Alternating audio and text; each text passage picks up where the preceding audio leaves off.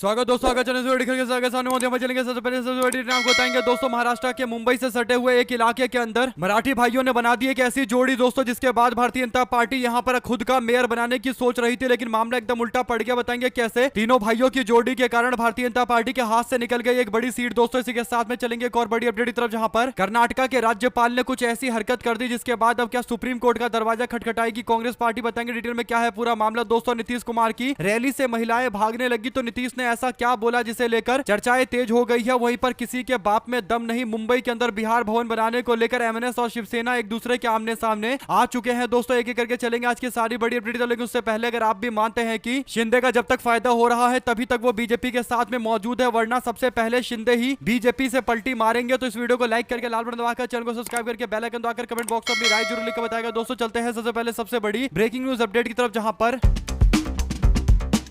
महाराष्ट्र के महानगर पालिका चुनाव के 29 सीटों पर वोट डाले गए दोस्तों। उसके बाद जो नतीजे सामने आए हैं, तो अब सारा संघर्ष इस बात को लेकर है कि आखिर कौन अपने व्यक्ति को, अपने लोगों को, अपने उम्मीदवार को अगला मेयर बनाता है। हर एक नगर पालिका के अंदर मेयर बनाने को लेकर लगातार संघर्ष जारी है। नेताओं की एक के बाद एक बैठ के चल रही है दोस्तों। ऐसे में कल्याण डोंबिवली से एक ऐसी खबर सामने आती है जिससे पता चल रहा है कि मराठी भाई जब एकजुटता की बात होती है तो एक साथ आकर कहीं ना कहीं बीजेपी को पीछे धकेलने से भी पीछे नहीं हट रहे हैं। दरअसल डोंबिवली के चुनाव के नतीजे ये बताते हैं कि 122 सीटों में से 50 सीटें बीजेपी को मिली और बाकी शिवसेना एकनाथ शिंदे को तकरीबन 53 सीटें मिली। ऐसे में दोस्तों 62 का आंकड़ा जुटाना दोनों के लिए काफी ज्यादा संघर्ष भरा बन रहा था, लेकिन बाद में पता चलता है कि भारतीय जनता पार्टी कहती है कि वो शिंदे के साथ में गठबंधन करने के लिए तैयार है, लेकिन 2.5 साल तक उनका मेयर रहेगा और 2.5 साल तक शिंदे का मेयर रहेगा। शिंदे ने इस बात से इंकार कर दिया और सीधा फोन राज ठाकरे को लगा दिया दोस्तों, जिसके बाद राज ठाकरे के 5 पार्षद थे, उन्होंने शिंदे को सपोर्ट कर दिया, यानी शिंदे का आंकड़ा 58 तक पहुंच गया। 62 सीटों के लिए 58 से 4 और सीटों की जरूरत पड़ेगी। इसके बाद शिंदे के बेटे श्रीकांत शिंदे ने कहा कि उन्हें उद्धव ठाकरे के 4 पार्षदों का समर्थन मिल रहा है और आंकड़ा 62 तक आराम से पहुंच जाएगा और वो बहुमत के साथ में अपना खुद का मेयर कल्याण डोंबिवली के अंदर बनाएंगे और भारतीय जनता पार्टी यहां मुंह देखती रह जाएगी। कुल मिलाकर दोस्तों श्रीकांत शिंदे के द्वारा उद्धव ठाकरे की पार्टी से भी समर्थन मिलने का जो दावा किया गया है, तो भारतीय जनता पार्टी के हाथ से एक और जगह पर मेयर का पोस्ट निकल चुका है। यानी पहले गोदी मीडिया वाले दावा कर रहे थे कि इतनी सारी सीटों पर, यानी 15+ सीटों पर बीजेपी का मेयर बन जाएगा, लेकिन धीरे धीरे करके शिंदे ने ही बीजेपी को साइडलाइन करना शुरू कर दिया है और उनको अलग अलग पार्टियों का सपोर्ट भी मिल रहा है। यानी कहने के लिए उद्धव ठाकरे और शिंदे एक दूसरे के खिलाफ है, लेकिन जब बात बीजेपी को मेयर के पोस्ट से हटाने की आई है तो शिंदे ने भी हाथ आगे बढ़ाया, तो फिर उद्धव ठाकरे और एमएनएस दोनों ने सपोर्ट किया है। ऐसे में दोस्तों जो बची कुची बीजेपी की उम्मीद थी वो भी पूरी तरीके से टूट गई, क्योंकि बीजेपी 50 सीटें जीती थी तो वो उम्मीद कर रही थी कि 62 तक पहुंचने के लिए उसको थोड़ी तिगड़मबाजी करनी पड़ेगी, लेकिन ये तिगड़मबाजी करेगी तब भी 62 के आंकड़े तक नहीं पहुंच पाएंगे दोस्तों। जो जानकारी सामने आ रही है उसके अनुसार लॉटरी निकली और लॉटरी से पता चला कि कल्याण डोंबिवली के अंदर जो नगर निगम के मेयर का पोस्ट है वो अनुसूचित जनजाति यानी एसटी कैटेगरी के लिए आरक्षित की गई है। कल्याण डोंबिवली नगर निगम के मेयर के पद पर बीजेपी का दावा पूरी तरीके से खो गया है। ऐसा इसलिए क्योंकि भारतीय जनता पार्टी के पास कोई एसटी पार्षद जीता हुआ नहीं है, यानी एक भी नगर सेवक ऐसा नहीं है जो भारतीय जनता पार्टी से जीता हो और जिसके पास एसटी सर्टिफिकेट हो, और ऐसे केवल 3 ही उम्मीदवार हैं जो जीते हुए हैं, जो पार्षद बने हैं। एक एमएनएस पार्टी का है और 2 शिंदे की पार्टी के हैं, तो शिंदे का ही यहां पर मेयर बनेगा। तो कुल मिलाकर भारतीय जनता पार्टी की आखिरी उम्मीद भी इस क्षेत्र के अंदर मेयर बनाने की टूट गई है। आप लोग इस पर क्या राय देना चाहते हैं लिखकर जरूर बताएगा और ज्यादा से ज्यादा वीडियो को शेयर कीजिएगा दोस्तों। चलते हैं एक और अपडेट की तरफ, जिसमें कांग्रेस पार्टी शासित राज्य कर्नाटका के अंदर राज्यपाल थावरचंद्र गहलोत ने कुछ ऐसा कर दिया जो संवैधानिक संकट की ओर इशारा करता है, यानी संविधान के नियमों का, कायदे कानूनों का उल्लंघन किया गया। राज्य के विधानमंडल के ज्वाइंट सेशन को संबोधित करते हुए थावरचंद्र गहलोत ने केवल 11 पैराग्राफ पढ़ने के बाद भाषण को खत्म कर दिया, यानी पूरा एक 2.5 घंटे का भाषण लिखकर राज्य की सरकार ने, कांग्रेस पार्टी की सरकार ने दिया था और राज्यपाल को पढ़ना था, लेकिन राज्यपाल ने केवल ऊपर ऊपर की कुछ बातें पढ़ दी और उसके बाद विधानसभा छोड़कर भागे और सारे के सारे विधायक देखते रहे कि आखिर ये विधानसभा छोड़कर क्यों भाग रहे हैं, और इसके बाद विरोध भी किया गया दोस्तों, नारेबाजी भी की गई। गहलोत ने कहा कि मैं राज्य विधानमंडल के अंदर संयुक्त सत्र में आप सभी का स्वागत करता हूं। मुझे कर्नाटक विधानसभा की ओर से संयुक्त सत्र को संबोधित करने के लिए जो भेजा गया है तो मैं काफी प्रसन्न हूं। मेरी सरकार राज्य के आर्थिक, सामाजिक और भौतिक विकास के गति को दोगुनी करने के प्रति पूरी तरीके से प्रतिबद्ध है, और इतना बोलते ही वो आगे निकल गए दोस्तों। इसके बाद सीएम सिद्धरमैया ने कहा कि संवैधानिक अधिकारों का पूरी तरीके से उल्लंघन किया जा रहा है। उन्होंने कहा कि संविधान कहता है कि राज्यपाल को आकर राज्य सरकार के अभिभाषण को पढ़ना पड़ेगा। भाषण में क्या लिखा है, नहीं लिखा है, पढ़ना पड़ेगा राज्यपाल को। संविधान के अनुच्छेद 176, 163 के तहत राज्यपाल को मंत्रिमंडल का पूरा भाषण पढ़ना अनिवार्य है। आज राज्यपाल ने सरकार का भाषण नहीं पढ़ा बल्कि अपना भाषण दिया है, यह संविधान का उल्लंघन करता है। वे केंद्र सरकार की कठपुतली बनकर काम कर रहे हैं। कुछ दिन पहले, 4-5 दिन पहले तमिलनाडु के अंदर भी राज्यपाल ने भाषण पढ़ने से मना करते हुए विधानसभा छोड़कर जाने का फैसला लिया था दोस्तों, यानी केंद्र सरकार के एजेंट के तौर पर काम करने लगे हैं खुलकर राज्यपाल, जिसका पुरजोर तरीके से विरोध भी किया जाना चाहिए। आप लोग अपनी राय जरूर लिखकर बताएगा, ज्यादा से ज्यादा वीडियो को शेयर कीजिएगा। चलते हैं एक और बड़ी अपडेट की तरफ, जहां पर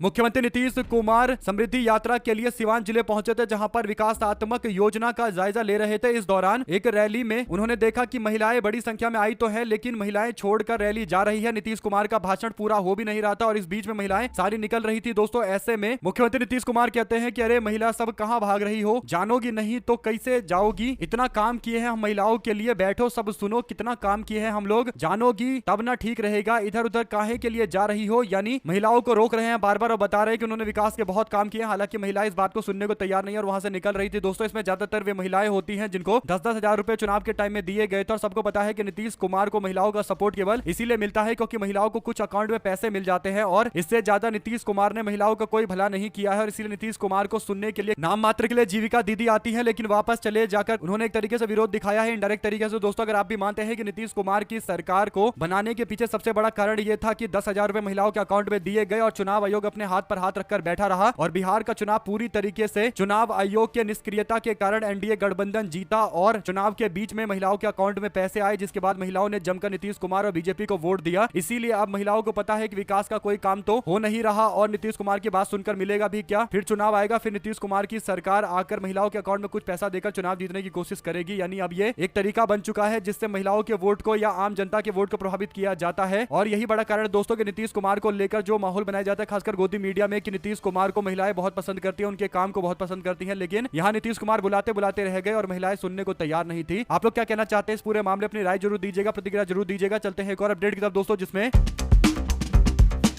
मुंबई में बिहार भवन के निर्माण को लेकर राजनीतिक माहौल अचानक से गर्मा गया। महाराष्ट्र नवनिर्माण सेना यानी एमएनएस और शिवसेना ने इस फैसले का खुलकर विरोध करने का ऐलान किया है। मुंबई में बिहार भवन नहीं बनने देंगे, ये बातें डंके की चोट पर बोली है। इस बयान के बाद महाराष्ट्र से लेकर बिहार की सियासत में बयानबाजी का दौर शुरू हो चुका है। एमएनएस और शिवसेना के धुर विरोधी होने के बावजूद दोनों के दोनों अब जेडीयू और बीजेपी पर निशाना साध रहे हैं और जेडीयू बीजेपी वाले शिवसेना एमएनएस को निशाने पर ले रहे हैं। बिहार सरकार के मंत्री अशोक चौधरी ने दोनों पार्टियों को यानी शिवसेना और एमएनएस को चुनौती देते हुए चेतावनी देते हुए कहा कि हुल्लड़बाजी छोड़े और शांत रहे क्योंकि बिहार भवन तो हर हाल में बनेगा। उन्होंने यह भी कहा कि किसी के बाप में दम नहीं जो बिहार भवन के निर्माण को महाराष्ट्र के अंदर रोक सके। अशोक चौधरी ने एमएनएस के नेता राज ठाकरे पर व्यक्तिगत हमला बोलते हुए कहा कि फालतू बयानबाजी कर रहा है। उन्होंने कहा कि मुंबई किसी के जागीर नहीं है, किसी के पिताजी की नहीं है और ये राजतंत्र नहीं चल रहा है। अब दोस्तों खुला ऐलान और एक तरीके से धमकी और चेतावनी दी गई है एमएनएस के नेता राज ठाकरे को, जो इसी तरीके की चेतावनी और इसी तरीके के चैलेंज का इंतजार कर रहे होते हैं। तो अब एमएनएस के कार्यकर्ता बिहार भवन निर्माण के वक्त जरूर कुछ ना कुछ बाधा पहुंचाएंगे। आप लोग की क्या राय है इस पूरे मामले पर, अपनी राय जरूर लिखकर बताएगा। साथ साथ दोस्तों एआईएमआईएम और भारतीय जनता पार्टी के बीच गठबंधन का सिलसिला लगातार जारी है। इससे पहले अकोट के अंदर बीजेपी और एआईएमआईएम ने हाथ में हाथ मिलाया था ताकि शिंदे को हराया जाए, लेकिन अब बीजेपी और एआईएमआईएम ने आंचलपुर के अंदर म्युनिसिपैलिटी कॉर्पोरेशन के अंदर महानगर पालिका के अंदर हाथ मिलाया है और एआईएमआईएम के जो पार्षद है उनको बीजेपी ने चेयरमैन का पोस्ट दिया है एजुकेशन और स्पोर्ट कमेटी में और इसके एवज में भारतीय जनता पार्टी को एमआईएम के पार्षद सपोर्ट कर रहे हैं, यानी दोनों मिलकर सरकार का हिस्सा बन गए हैं। आप लोग इस पर क्या राय देना चाहते हैं लिखकर जरूर बताएगा। ज्यादा से ज्यादा वीडियो को शेयर कीजिएगा। चलते हैं एक और अपडेट की तरफ दोस्तों, जिसमें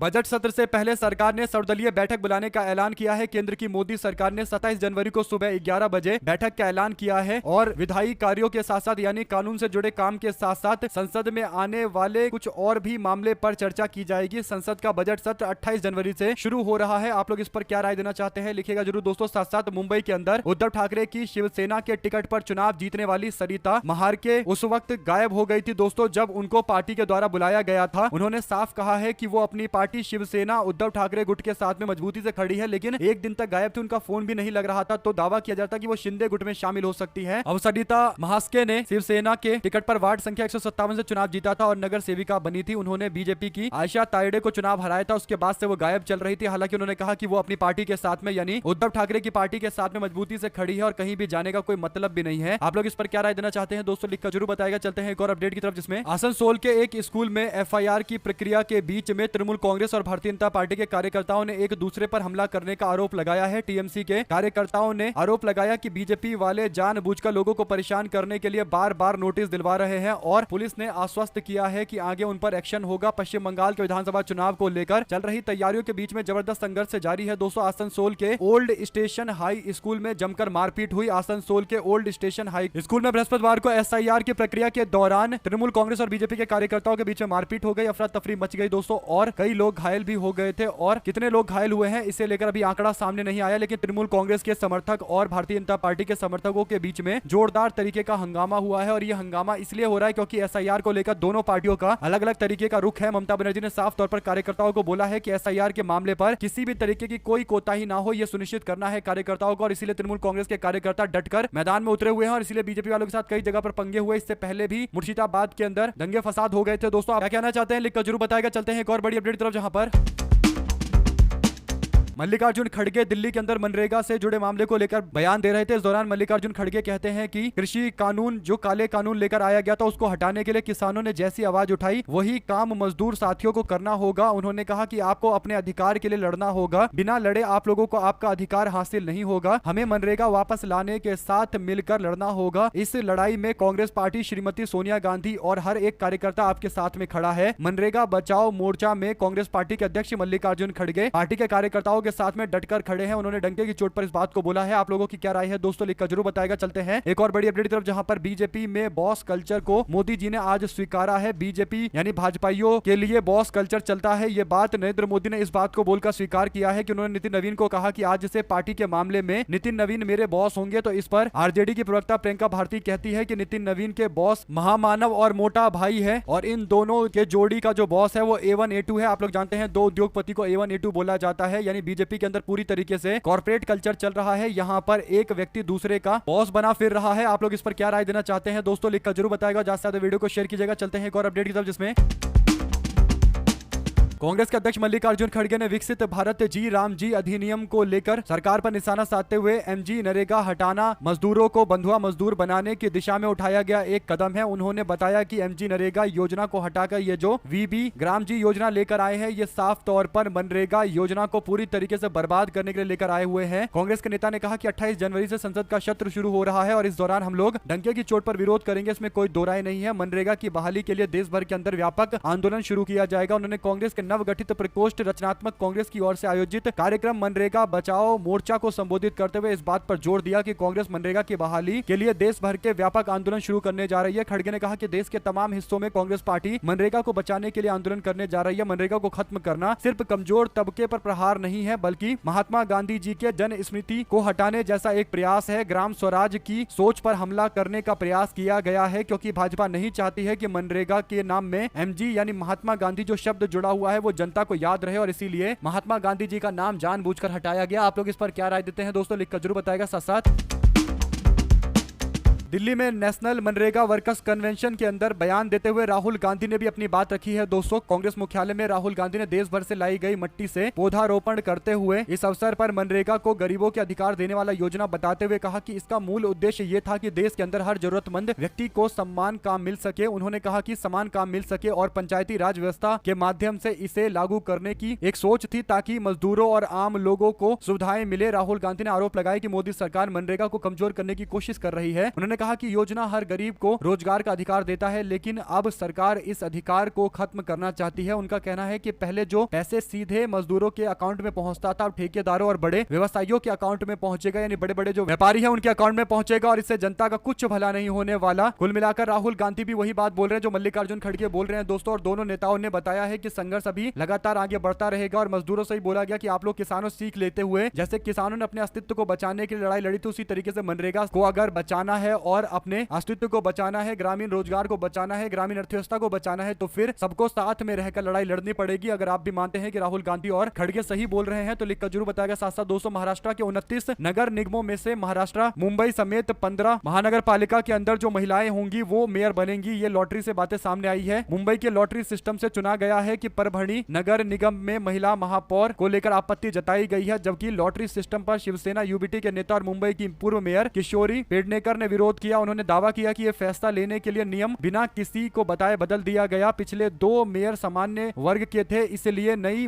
जो मेयर बननी चाहिए थी वो पिछड़ा वर्ग या फिर अनुसूचित जनजाति यानी एसटी वर्ग के बनने चाहिए थे। 29 में से 12 सीटें एसटी, एससी और ओबीसी कैटेगरी के लिए रिजर्व्ड है, जबकि 17 सीटें सामान्य वर्ग के लिए है। शिंदे के गढ़ ठाणे के अंदर महापौर एससी कैटेगरी का होगा। मुंबई में 8वीं बार महिला को यह पोस्ट यानी महापौर का पोस्ट दिया जाएगा। 29 नगर निगमों को लेकर पूरा लिस्ट जारी किया गया है, यानी छत्रपति संभाजी नगर के अंदर, जिसे औरंगाबाद बोला जाता है, वहां पर सामान्य व्यक्ति को मेयर बनाया जाएगा। जबकि लॉटरी में नवी मुंबई के लिए सामान्य महिला का पर्चा निकला है। इसका मतलब मेयर सामान्य वर्ग से आने वाली महिला बनेगी। वसई विरार के अंदर सामान्य वर्ग, कल्याण डोंबिवली के अंदर अनुसूचित जनजाति और कोल्हापुर के अंदर ओबीसी, नागपुर के अंदर सामान्य वर्ग से आने वाली महिला, बाकी बीएमसी के अंदर भी सामान्य वर्ग से आने वाली महिला को मेयर बनाया जाएगा। जहां पर सबसे ज्यादा संघर्ष चल रहा था सोलापुर में सामान्य वर्ग, अमरावती में सामान्य वर्ग, अकोला के अंदर ओबीसी महिला को मेयर बनाया जाएगा। जबकि नासिक के अंदर सामान्य वर्ग की महिला को मेयर बनाया जाएगा। पिपड़ी चिचवड़ में सामान्य और पुणे के अंदर सामान्य वर्ग की महिला को, उल्लासनगर में ओबीसी, ठाणे में अनुसूचित जाति के व्यक्ति को मेयर बनाया जाएगा। जबकि चंद्रपुर में ओबीसी महिला को जिम्मेदारी दी जाएगी। परभणी में सामान्य वर्ग, लातूर में अनुसूचित जाति की महिला को जिम्मेदारी दी जाएगी। तो ये पूरे अलग अलग महानगर पालिका के अंदर लॉटरी में कौन कौन से वर्ग के लोगों को मेयर बनाया जाएगा, इसके लिए पूरी अपडेट आई है दोस्तों। इस पर आपकी क्या राय है लिखकर जरूर बताएगा। चलते हैं एक और अपडेट की तरफ, जिसमें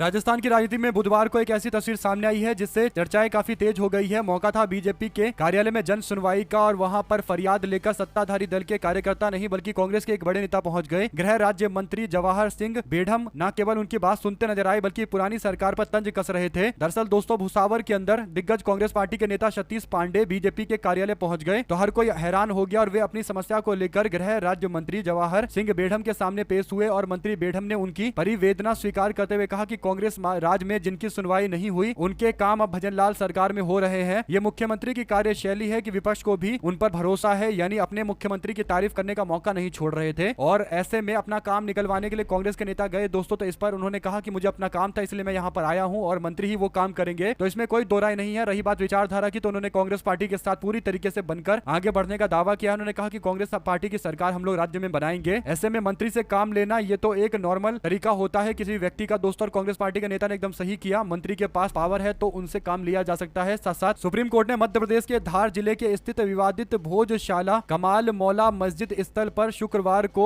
बसंत पंचमी के दिन सूर्योदय के साथ सूर्यास्त तक हिंदुओं को पूजा अर्चना करने जबकि मुसलमानों को उसी दिन दोपहर 1 बजे से 3 बजे तक नमाज अदा करने की अनुमति दी है। साथ ही न्यायालय ने यह भी निर्देश दिया है कि नमाज के लिए आने वाले मुस्लिम समुदाय के लोगों की सूची जिला प्रशासन को दी जाए। इसके लिए प्रशासन ने सुरक्षा के पुख्ता इंतजाम किए हैं। इसके अलावा हाईकोर्ट ने मौलाना कमालुद्दीन वेलफेयर सोसाइटी द्वारा दायर उस अपील को निरस्त कर दिया है जिसमें परिसर के वैज्ञानिक सर्वेक्षण संबंधित मध्य प्रदेश उच्च न्यायालय के 11 मार्च 2024 के आदेश को चुनौती दी गई थी। उच्चतम न्यायालय ने निर्देश दिया था कि इस मामले की सुनवाई उच्च न्यायालय यानी हाईकोर्ट के जो न्यायाधीश हैं, जो कोर्ट के जज हैं, उनके द्वारा किया जाएगा। आप लोग इस पर क्या राय देना चाहते हैं दोस्तों, लिखकर जरूर बताएगा। साथ साथ समाजवादी पार्टी के अध्यक्ष उत्तर प्रदेश के पूर्व मुख्यमंत्री अखिलेश यादव ने बीजेपी पर पूंजीवाद को बढ़ावा देने का आरोप लगाते हुए कहा कि पूंजीपतियों को बढ़ावा दिया जा रहा है और समाजवादी आदर्शों को एक बार फिर से गंभीर चुनौतियों का सामना करना पड़ रहा है। उन्होंने कहा कि पूंजीवाद ने मीडिया पर नियंत्रण जमा लिया है। पत्रकारों से अपील की कि वे अपना एजेंडा न चलाए। अखिलेश यादव ने कहा कि जब पूंजीपति हावी होते हैं तो समाजवादियों के लिए ये चिंता का विषय बन जाता है। समाजवादी आंदोलन कैसे आगे बढ़ेगा? हम जनेश्वर मिश्र जी, नेताजी बाबा साहब भीमराव अम्बेडकर और राम मनोहर लोहिया के आदर्शों को कैसे कामयाब रखेंगे? इस बात पर हम लोगों को काम करना चाहिए। उत्तर प्रदेश के पूर्व मुख्यमंत्री ने कहा कि समाजवादी पार्टी के लोग जनेश्वर मिश्र को इसलिए याद करते हैं कि उन्होंने आंदोलन के लिए जिम्मेदारी उन्हें सौंपी थी। हम उस आंदोलन को आगे बढ़ा रहे हैं जो जनेश्वर मिश्र ने हम लोगों को सौंपी थी। जनेश्वर मिश्र को समाजवाद का विचारक कहा जाता है। उन्होंने उत्तर प्रदेश में समाजवादी राजनीति और जमीनी आंदोलन के प्रति आजीवन समर्पण को याद किया जाता है। उनके समर्पण को याद किया जाता है। नोएडा में हाल फिलहाल में सॉफ्टवेयर इंजीनियर युवराज मेहता की मौत से जुड़े सवाल पर अखिलेश यादव ने कहा कि यह मुद्दा नहीं है कि इंजीनियर किसी पार्टी में गया था, बल्कि यह है कि घटना के बाद सरकार, उसके विभाग उसकी जान बचाने में क्यों नाकाम रहे। यानी दोस्तों, जिस इंजीनियर की मौत हुई थी उसे लेकर अब वीडियो जारी करते हुए दावा किया जा रहा है कि वो तो पार्टी कर रहा था। यानी एक तरीके से अब उसके चरित्र का हनन करने की कोशिश की जा रही है। प्रशासन के लोग पूरी तरीके से उस इंजीनियर के चरित्र का हनन करने के पीछे लग गए हैं। अखिलेश यादव इसी और इशारा करते हुए निशाना साध रहे हैं। साथ साथ दोस्तों,